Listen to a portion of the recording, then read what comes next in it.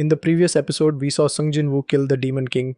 Episode 9 starts with the MC looting items after killing Baran. He finds the entire Demon King item set and also the purified blood of the Demon King, which was the last item he needed to craft the holy water of life. After obtaining it, he begins crafting. Despite the low success rate, the MC manages to craft 6 successfully. With these, he can finally cure his mother's illness. He can't wait to leave and try it. Iron, the shadow soldier, brings a wyvern to the MC. Jinwoo is quite surprised and praises him. He then makes the wyvern his shadow and names it Kaizel.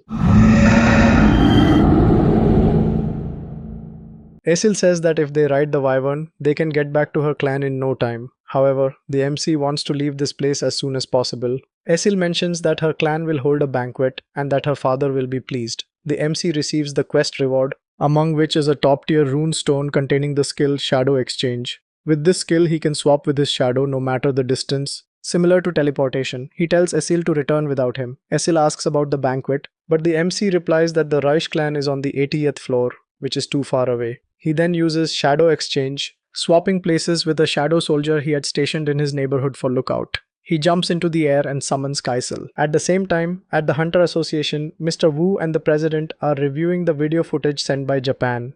They confirm that what Goto Ryuji said was true. The ants do leave the tunnel and come to the battlefield. They also notice that the ants are changing in appearance, which must mean they are evolving with each generation. Since their lifespan is only a year, they have been evolving rapidly. The president asks if, once the ants outside learn that their queen is in danger, they will return to the tunnel before they can kill her. Wu replies that they will be using signal jammers. Since ants communicate through signals, using radio interference will confuse them. The president reassures himself, thinking that they only have to worry about the queen and her guards. Suddenly, he feels the mana waves caused by the MC while summoning Kaizel. Mr. Wu asks what happened. The president replies, "Just now, you didn't feel that?" He senses that the mana waves are coming from a great distance and asks if Mr. Wu has been able to contact Jinwoo. Wu says he's still trying. Meanwhile, the MC reaches the hospital to cure his mother. He is scared. If something goes wrong, there is no turning back. However, he trusts the system, which has always worked miracles. Though nervous and hesitant, he takes a deep breath and pours the holy water of life into his mother's mouth. As he does, he notices a scar on her neck, the one he accidentally gave her while washing her hair in the past. He reminisces about his childhood and suddenly notices that her condition is improving. Her face returns to normal, but she's not waking up. He panics. "Why? Open your eyes, please." There was only one reason he wanted to become stronger, so please wake up. "Let me carry the weight that you have been burdened with for all these years, Mom." As he thinks this, he falls asleep. Then he hears someone calling him. His mother has woken up and asks how long she has been asleep. The MC answers, "It's been 4 years." His mother is shocked and immediately asks, "Where is Gina? Is she okay?" The MC assures her that Gina is doing well. His mother thanks him. "Jinwoo, you kept your promise." But then she notices his expression. "You're hurt." Jinwoo, "My son, you've been through a lot, haven't you?" Hearing this, the MC tears up and replies, "Yeah."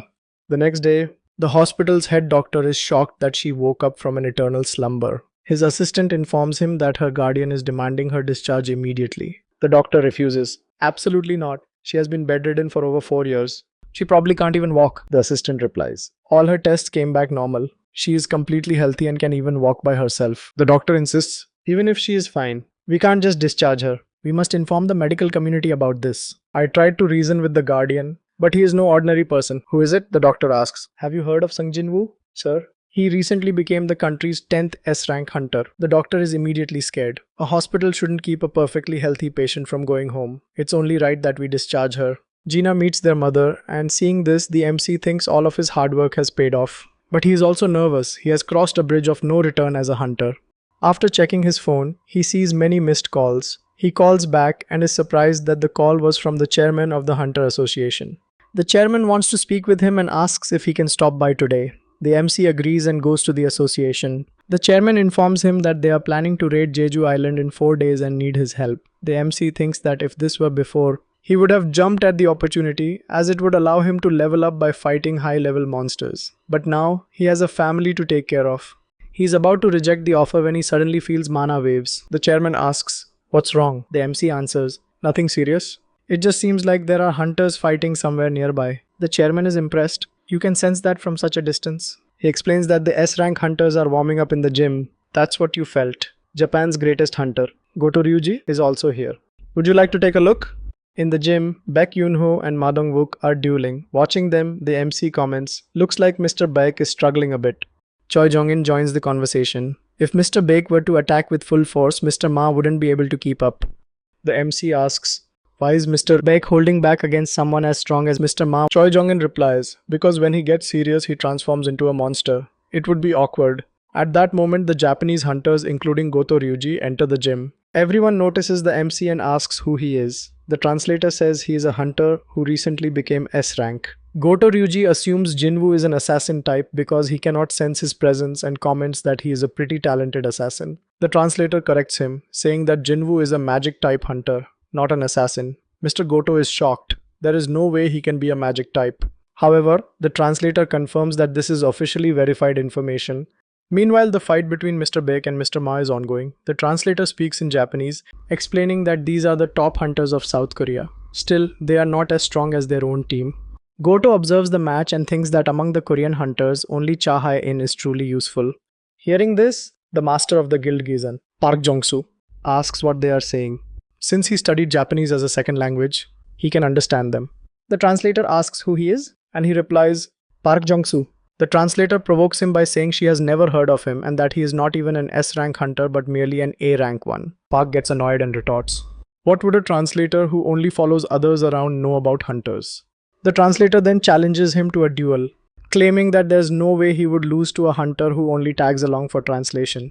As Mr. Park is walking away, he comments, "There's a limit to how much you can underestimate someone." The translator provokes him again, asking, "Are you perhaps a non-combat hunter?" Irritated, Mr. Park agrees to a duel and sets the rule. Whoever catches the other's wrist first wins. She agrees. As the duel begins, Mr. Park remains relaxed, keeping his hands in his pockets. The translator asks, "Is this your stance?" He replies, "Don't worry. When I grab your wrist, I won't even need to take my hands out."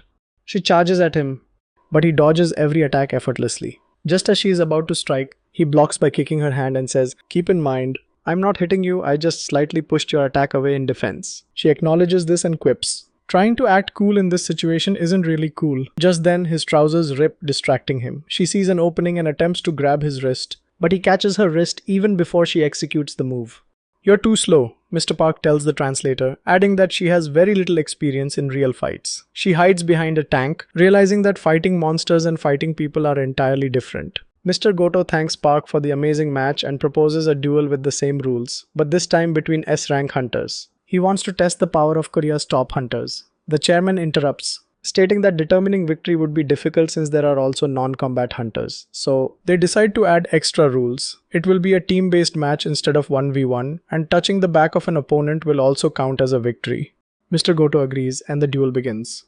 Ma Dong-wook shouts, "Let's start." Tanaka Kenjo smirks, saying, "A man's gotta be simple like that." As both are strength-type hunters, they charge at each other to see who is stronger. On another side, Hoshina Minoru faces off against Lim Tae-gyu. Confident in his speed, Hoshina Minoru rushes in to attack. However, Lim Tae-gyu creates distance and fires a long-range attack, Magic Arrow. Hoshina manages to dodge it, but the attack wasn't just aimed at him, it also targeted other members. Watching the fight, the chairman mutters that he regrets letting the young ones participate in a duel with Mr. Baek. He is the strongest hunter among all the S-rank hunters in Korea. He won't just grab their wrists, he'll likely break them.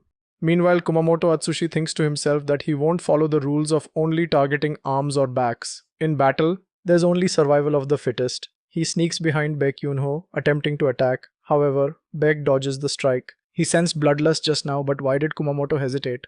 Kumamoto himself wonders why he hesitated again. Maybe, I'm really not cut out to be a hunter, he thinks. But Baek Yoon-ho, impressed by him, realizes that Goto is using this duel to test Japan's hunters. If he's testing us, then I'll fight seriously, Baek decides. Seeing Baek's stance change, Kumamoto gets scared. Baek lunges at him, but he dodges. Meanwhile, the battle between Ma Dong-wook and Tanaka Kenjo ends, with Tanaka winning in terms of sheer strength. Likewise, the fight between Lim Tae-gyu and Hoshina Minoru concludes in Korea's defeat. Baek takes a deep breath, preparing for his fight.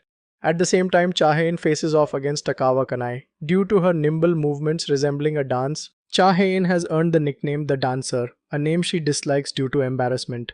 Takawa attacks, but Cha Hae-in counters, swiftly maneuvering behind her and eliminating her by touching her back. After defeating Takawa, she moves to assist Baek Yoon-ho. However, Kumamoto sneaks up on her, believing he can take her out.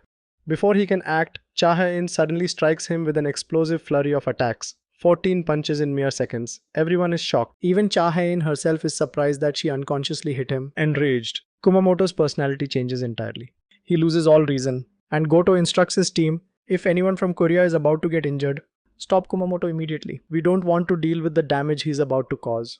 Kumamoto goes wild. He kicks at Cha Hae-in with speed too fast for her to dodge. But the MC blocks the attack. Your bloodlust is too much for a friendly competition, Jinwoo says. Seeing this, Goto is left speechless. Are you certain that he's a mage-type hunter? He asks. The translator confirms that's what the official sources say. Still skeptical, Goto wants to confirm it himself. He approaches Jinwoo and asks, would you accept a one-on-one duel with me? He agrees, as he also wants to see how much stronger he has become after clearing the demon castle. He sets one condition, he will only fight if Goto uses his full power. Goto considers this for a moment. Since there is an S-rank healer present, he assumes nothing serious will happen and agrees. He even instructs the healer to prioritize healing Jinwoo if anything goes wrong. Everyone is excited for the fight. After all, no one knows just how strong Jinwoo really is. As soon as Jinwoo says, let's start, Goto launches his first attack. Jinwoo effortlessly dodges it. Goto is stunned. There's no way he's a mage-type hunter, he thinks. Determined to make Jinwoo reveal everything he's hiding, he attacks again. But Jinwoo dodges with a smile. Seeing this, Goto becomes irritated. The spectators are in shock. Jinwoo is fighting Japan's strongest hunter on equal footing. Goto continues his assault, but Jinwoo evades every strike. Frustrated, Goto realizes that if he doesn't go all out, he won't even be able to land a hit. His frustration turns into murderous intent. He decides that he's going to kill Jinwoo. At that moment, the system detects Goto's bloodlust and warns Jinwoo. Jinwoo blocks the attack, but he grows concerned. If this continues, the system will activate a quest, and then I'll have no choice but to kill him. Goto is even angrier now. Jinwoo had the opportunity to grab his wrist and end the fight, yet he didn't. To Goto, it feels like Jinwoo is toying with him. Goto demands, are you messing with me? Jinwoo replies, I don't want this fight to end yet, and I know you don't want it to be over either. Both of them unleash their full power. The intensity of their battle shocks everyone. Realizing that the fight has become too dangerous, the other hunters step in to stop them, Mr. Baek wants. That man is supposed to lead Japan's hunters. If anything happens to him, we won't be able to take responsibility. With that, the fight is called off. Jinwoo reflects for a moment, realizing that he may have overreacted. However, he has now fully assessed everyone's abilities, and more importantly, he notices that no one, not even Goto Ryuji, realized that his shadow soldiers were hiding in their shadows the entire time. Turning to the chairman, Jinwoo states, I agree to participate in the Jeju Island raid. Meanwhile, the translator glances at Goto. Goto looks like a man who has just seen the Grim Reaper.